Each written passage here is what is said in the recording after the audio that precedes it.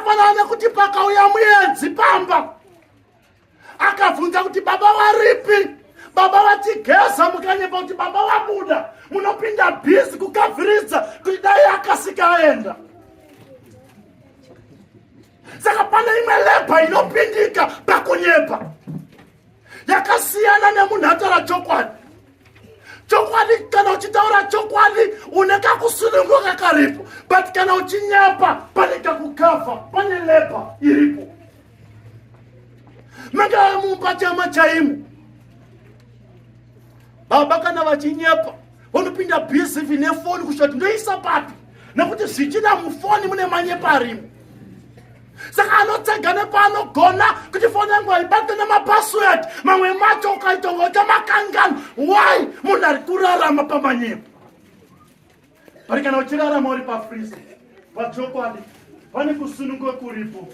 Kana mwana akabata, kana ana akabata, uneka kusununguka kekuziya kuti uri pachokwadi.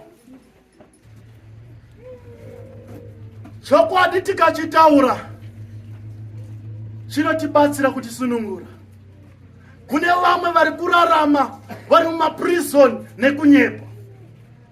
Kune vamwe vari kurarama upenyu haasiri ake mujeri, but akasungwa maererano nemanyepa anorarama.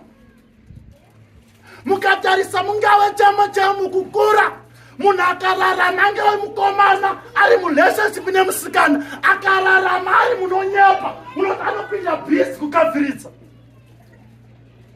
Akada kuenda unosangana nemusikana azokwereta hembe, akada kuenda kuzodai azokwereta mota, anozvipinza bhizi nekuti ari kurarama upenyu hwekunyepa. Saka pane kamwe kalebha karipo pakunyepa.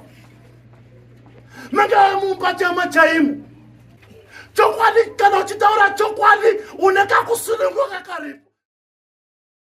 Church of Christ.